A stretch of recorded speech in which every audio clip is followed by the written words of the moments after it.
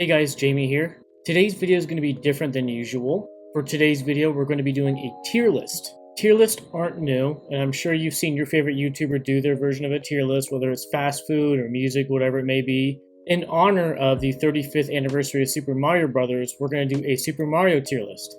Basically, I'm going to place the Super Mario mainline games in whatever tier I think they belong. And you're probably asking, what is the mainline games? Well, that's basically the main Mario games. So like Super Mario Brothers 1, 2, 3 on the NES, Super Mario World, Super Mario 64, Super Mario Sunshine, Galaxy, Odyssey, Paper Mario games, the Mario Luigi games. Everything else like puzzles or the Yoshi games or like Toad Treasure Tracker or Luigi's Mansion, those are not considered mainline Mario games. Those are spin-offs and side games. So we're not going to do those. Okay, let's get right into it. As you can see here is the tier list, and here's how I'm doing it.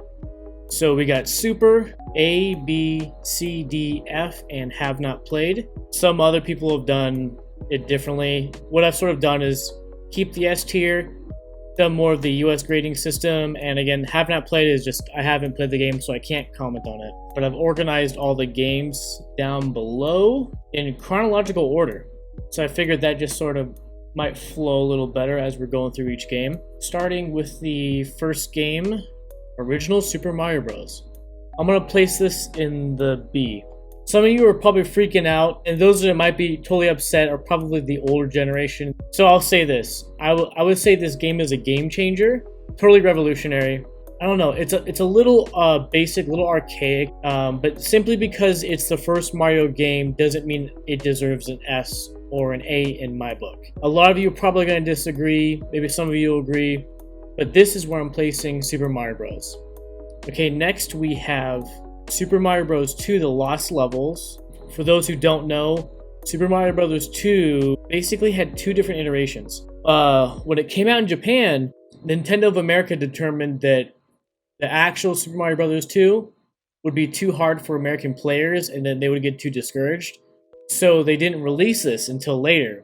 What we actually got is what most of you know, Super Mario Bros. 2 is the Mario game where you can be Mario, Luigi, Peach, or Toad, and you can pick up turnips and chuck them at Shy Guys and whatnot, ninjas.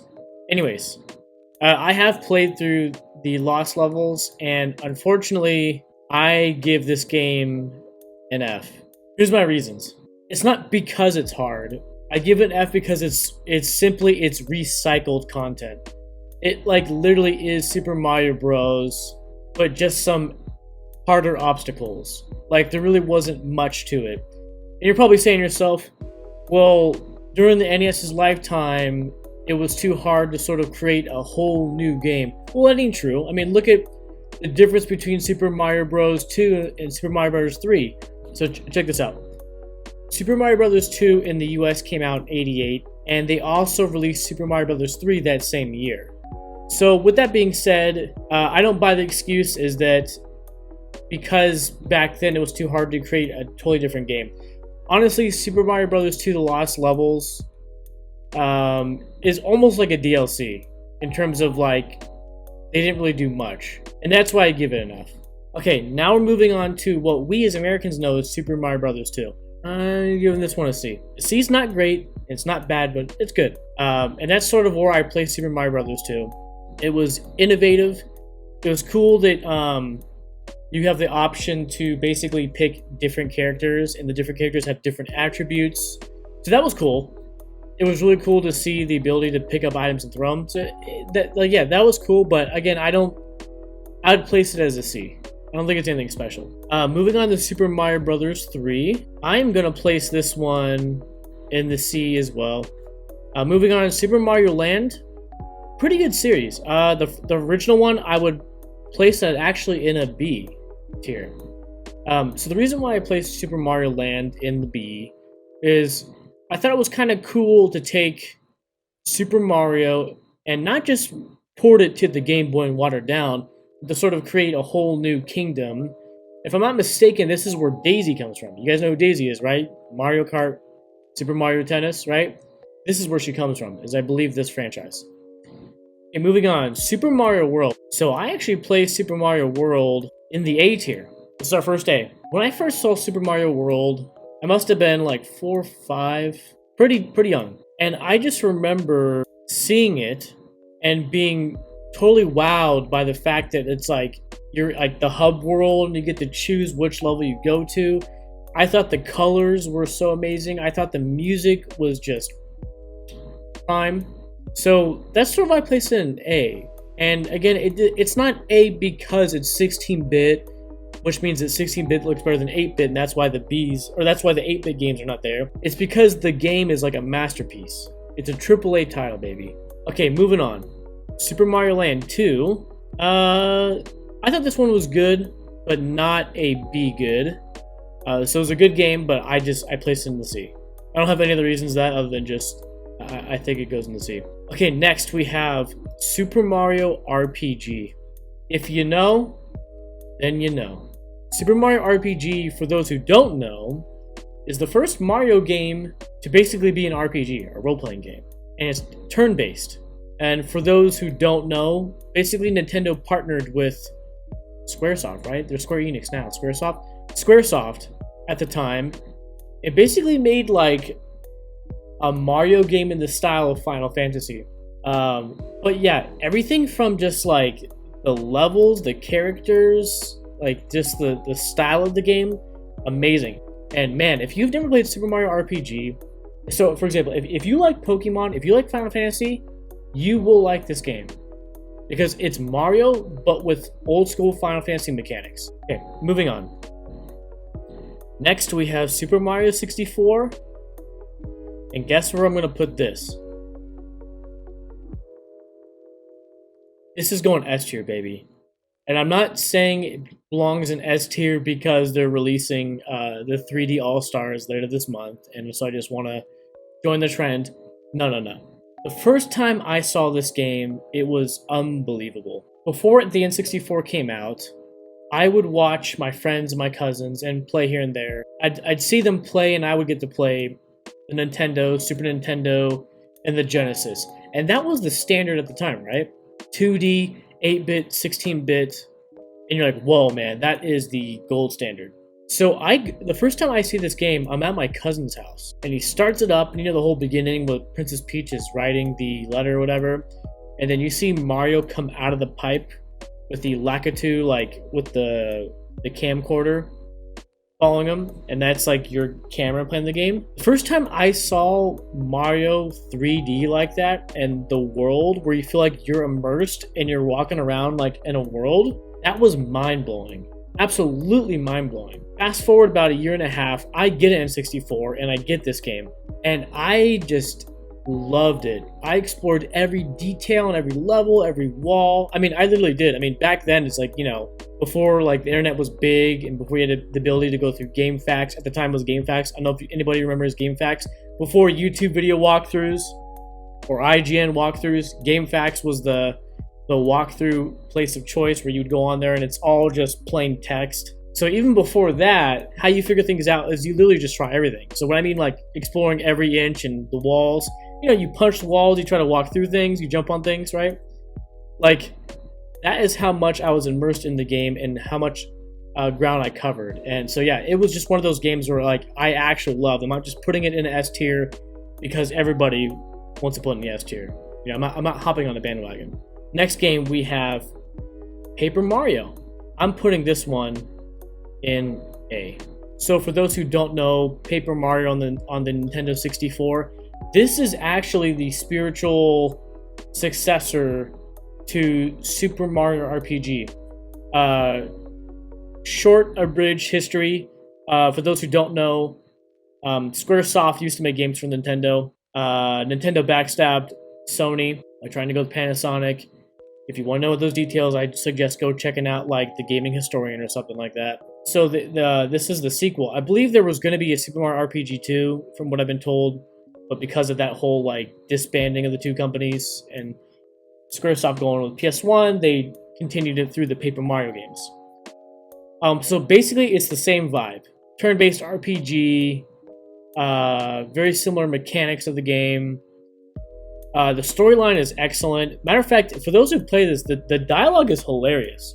I found that the Super Mario RPG games, the Paper Mario games, and the Mario and Luigi games, the dialogue is always kind of hilarious. But anyways, I placed it in the A tier just like Super Mario RPG. Sort of had the same experience with that game. Next, we have Super Mario Sunshine. Okay. This is S tier because I had a similar experience that I had with the N64 with Sunshine. So this is summer 2001, right? Such a good summer. Why is it such a good summer? Because Vanilla Coke came out, which is my favorite soda, hands down. Pepsi Blue came out around that time. So you got two awesome drinks. See, I'm thinking in terms of like, when I was playing this game, all the elements around the game that was going on in my life just enhanced the experience of this game. I mean, the jump in terms of graphics from the 64 to the GameCube were super noticeable. Super Mario Sunshine, you get an S, baby, you get an S. Next, we have Mario and Luigi. Is it Superstar Saga? Sorry, the text is so small. I place this game in the B zone. This was my first, and it's actually the only Mario and Luigi game I've ever played. I plan on playing through the other ones. You know what's interesting about Mario and Luigi? The mechanics of the game are in the style are very similar to Paper Mario. It's turn-based RPG, but different. Matter of fact, it's interesting is you could say that Mario and Luigi and Paper Mario are the same, but they basically paralleled off and went their own track. But I would also consider this a spiritual successor to Super Mario RPG. But yeah, again with this, the style of the game, the playing, the dialogue, very, very similar to Super Mario RPG. Very fun, great game. Next we have, and this might be blasphemy for a lot of you that know what this game is, Paper Mario: The Thousand-Year Door. And you know what's interesting about this game? I've never played it. A lot of people argue that this is the best Paper Mario game ever made. I've played every single Paper Mario game but this game. I'm currently playing through Origami King. Played Sticker Star, Color Splash, love those. I've never played The Thousand-Year Door. Matter of fact, right now, if you try to get this game used with a manual with the case and the CD all in one, it's like $120 on eBay. And it's not like that because of inflation. It's just like this game has always been that much, like in the past few years. I'm told it's the best in the series to this date, which is very exciting because I'm sure I'd love it, but I really want to play it. Next, we have Mario and Luigi Partners in Time. Never played it. Sure, it's an excellent game. I've just never played it. Next, we have New Super Mario Bros. On the DS. Where am I going to place this one? I would consider this a C. Somebody gave this game to me for Christmas, like in 08. Yeah, 08 Christmas. With the DS and some other games. Pretty cool game. So I'll preface this. I'm not the biggest fan of handhelds. I'm saying that now after I've mentioned every other handheld game before this. So just right off the bat, I'm not the biggest handheld guy. I don't like holding something small and looking down, or, if you want to correct that, you got to have it up like this. It's like, that's one reason why I don't really care to play my Switch in handheld mode, or why I don't care to get a Switch Lite. I'm just not into that. So yeah, anyways, I placed it in C. I think it was very innovative, really cool what they were doing. Side scroller, but 3D, or 2.5D, I don't know what you call it, but pretty cool. Next, we have Super Paper Mario for the Wii. This, I actually place in the D. As much as I like Paper Mario games, and this one wasn't bad, really bad, but it wasn't deserving of a C. This is actually my least favorite Paper Mario game. Played through it. The concept was interesting about going 2D, back and forth between 2D and 3D realm. Yeah, I guess I just didn't like the story or the characters. This is kind of a odd setting. Maybe the style of the game too, I didn't like that much. Anyways, yeah, so that's why I'm sticking in D. Next, we have Super Mario Galaxy. This one, baby, is going an S. And you know what's hilarious as I'm looking at this? This is literally, that's the S right here, 64 Sunshine Galaxy. This is literally the cover of 3D All-Stars. And you're thinking, yo, yeah, bullcrap, bro. At this point, now I know you're just keeping the S tier and you want to be trendy because 3D All-Stars come out. No, no, no. Super Mario Galaxy is actually one of my favorite Mario games ever made. Matter of fact, I had thoughts as I'm going through this. I'm like, whoa, do I like Galaxy over 64? Some of you were like, blasphemy, complete blasphemy. No, it's that good. So let me preface this and explain this, that when it comes to games that are linear versus games that are sandbox, I'm sandbox all the way. I don't like linear games. There's not much to it. Matter of fact, I think it's sort of like lazy and shame for companies nowadays to make games that are too linear. Reason why, that's a very archaic style way of making a game. So with that being said about how I prefer sandbox over linear any day, but even this game being linear, oh, it was so good. This game is amazing. If you haven't played Super Mario Galaxy, you are missing out. I know the Nintendo Wii is a big turnoff for some of you to even try this game out because you're like, oh man, I gotta use nunchucks and a Wiimote. The game is that good that while you're playing it, like, how fun the game is overrides the annoying control scheme. Anyways, the game is so great, I even like thought about placing it above 64. It's that good. And remember, I don't like linear games. But yeah, that's definitely an S tier game. Moving on, we have Mario, Luigi, Bowser's Inside Story. Never played it. Next game. Yeah, short and sweet, right? Next game is New Super Mario Bros. Wii. Definitely placing this in a B. What a great game. You know, now I'm thinking about it. No, that's an A. Yeah, no, it was that good of a game. Yeah, I mean, I guess, yeah, it's a side scroller. You know, it's pretty basic, very linear, right? The whole point I argued just previously, I don't like it. For what it is, it was really fun. And it's actually more fun to play with people. I remember getting this Christmas 2009, my cousins coming over and playing it. Yeah, what a fun, just simple Mario game. Moving on, we have Super Mario Galaxy 2. That's an A. You're probably thinking, why am I not placing that in an S as well? This was really good and I had many memories.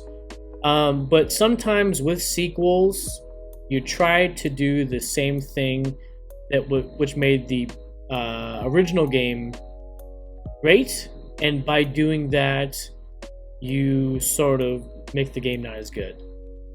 That's sort of what happened here. Again, the way I delivered that sentence, it sounded like it should be like an F, but no. It's just, it doesn't deserve an S, but it deserves an A. It's really good, but does not deserve to be an S tier. A matter of fact, they were a little more linear with this game, and I think that even the hub world was really linear. And yeah, I'm just, again, if you go a linear route, it's like a dog. Moving on, we have Super Mario 3D Land. This goes in a B. What a great game. It's basically Super Mario 3D World on a handheld. Now, it's two completely different games. It's not Super Mario 3D World watered down and ported to the 3DS. It parallels 3D World in the sense of what I explained earlier, Super Mario Land and Super Mario World, the Game Boy and the SNES. Okay, this was the 3DS and the Wii U, right? That's what I meant by that. So yeah, that's why it deserves A. New Super Mario Bros. 2. I put this again with C. Not as innovative, right? They've already done this with the DS, but yeah, basically it's next-gen graphics on the 3DS, and it's very similar to the new Super Mario Bros. That came out on the DS. There's more stuff added to it, so good to see. It's not great, but it's not bad. Next, we have Paper Mario Sticker Star. What a great Paper Mario game. If you've never played Sticker Star, you're missing out, man. So, in my opinion, since Sticker Star, they've been like really innovative and really working hard to make each Paper Mario game like really unique in terms of like items and fighting style and the graphics and just everything. So yeah, Sticker Star was a great game, and that's why I give it a B. Next, you have New Super Mario Brothers Wii U. This one I give a B. It's just like New Super Mario Brothers Wii, except it's updated graphics, or I should say current gen graphics. You know, 1080p on the Wii U. What's really interesting about this game is you can actually play with 5 people. So you have 4 players like normal, and the 5th player can use the gamepad and basically be like extra hand in helping you. Like, they can take their stylus and put platforms underneath you, so if you need to get to a place you can't jump high enough, or you can't use other people to boost you, you can literally make the 5th player can make a staircase and do it. So it was really cool that it was like innovative in that way, extra things. But yeah, those fun game, give it a B. Next is Mario and Luigi Dream Team. Have not played. Next game we have Super Mario 3D World. This is definitely an A, but not just an A, but I put this first. Okay, I guess you're getting even deeper how I'm doing the grading, but this is an A, but I give this number 1 within the A. Super Mario 3D World is like a hybrid of the new Super Mario Bros. And a AAA flagship Mario game. Now, for those who don't know, and I'm guessing it's a lot of you, because a lot of you didn't get the Wii U because you were afraid to be like, is this just another Wii? And it wasn't, and that's a long story, and there's other YouTubers out there who have done a way better detailed job explaining that.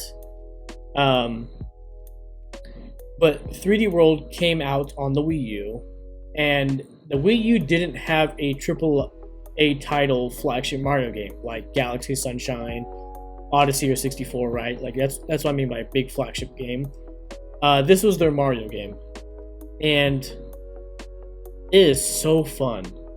Again, the style is a little more isometric, not like super top-down bird's eye view, but like the camera view is somewhere between like between Super Mario Brothers Wii and a AAA Mario title game. And it's very linear in terms of its maps, right? But because it's such a fun game, the linear aspect of it doesn't bother as much. But if you have not played it, you need to try it out. Matter of fact, a lot of you have a Switch, and if you haven't seen the announcement, they're porting Super Mario 3D World with Bowser's Fury. That was the DLC or the thing you're bundling. You have a Switch? Hey, you have no excuse now. You don't need to go buy a Wii U. Just get this game. You'll love it. I'm telling you, you'll love it. And it's even more fun playing with other people. I was going to mention that too. Hours of fun. All these objectives in terms of like unlocks of extra worlds and things you can do. It's really fun. I'm not going to spoil it, but yeah, take my word, buy it on the Switch, or if you're a collector and you're willing to buy a Wii U, get a Wii U and get that and play it. Okay, next we have Mario and Luigi Paper Jam. This is another have not played, but looks interesting because looks like a hybrid of the Mario and Luigi games and the Paper Mario games. So that's intriguing. Okay, next we have Paper Mario Color Splash. Yep, that's an A. So I know a lot of the old school Paper Mario fans actually don't like this game. So all you Paper Mario heads out there, and they have the reasons for it, but you're going to think it's weird that I actually love this game. I love the newer Paper Mario games.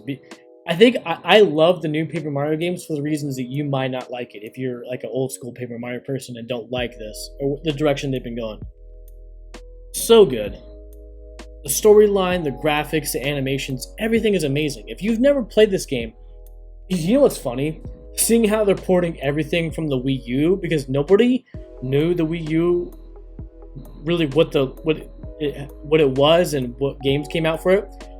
It'd be kind of funny if they re-released this game on the Switch. And they've basically done every single Mario game that's come out for the Wii U. They've ported to the Switch, starting with Mario Kart and Toad Treasure Tracker What else do we have? Super Mario Bros. U, but they called it Super Mario Bros. Deluxe. Sorry, New Super Mario Bros. Deluxe. And yeah, now they're doing 3D World. So I wouldn't doubt if they would try it with Color Splash. Okay, moving on. Super Mario Odyssey. And this goes right here. It goes A, but it goes in third place within the A. So you'd be thinking like, hey, what the heck? It's a AAA title, flagship Mario. They even like talked about how they were going back to the whole sandbox style. I know. It meets all the criteria that I talked about that would make it my S tier game. But it just so happens that the elements in the game just cause me to not like it as much as the other games I have in S tier. And I could get into insignificant details or maybe bigger details what my reasonings are, but yeah, I just think it belongs in the A tier. It's a great game. Matter of fact, I hope they stay in the sandbox direction. I hope they don't go back to Galaxy. I don't want them to go back and try to duplicate a more linear based game. I think they should keep going this one. I just didn't like it for what it was. I just didn't like Odyssey as much as I liked the other sandbox AAA title Mario games. But it was a great game. Let's see. So I think that concludes it for the list. So yeah, here we have it here. This is where I've placed my Mario games in terms of where I think they belong. Let me know, do you guys agree with where I place this game, or do you totally disagree with where I've placed these games? Okay, so that's going to conclude today's video. If you liked the video, give it a thumbs up, leave a comment. If you're watching and you like my content and you're not subscribed, I ask that you subscribe. Also, before you exit out of the video, make sure you're following me on my socials such as Instagram, Twitter. We do have a Discord, which I would love if you would join and be a part of the community there. I also stream on Twitch every week. On Twitch, I stream basically my collection of games I have, retro, current, stuff on console and PC. If you've watched up until this point, I just want to say thank you. It was a longer video than what I've usually posted. But again, yeah, thank you. And I will see you next time.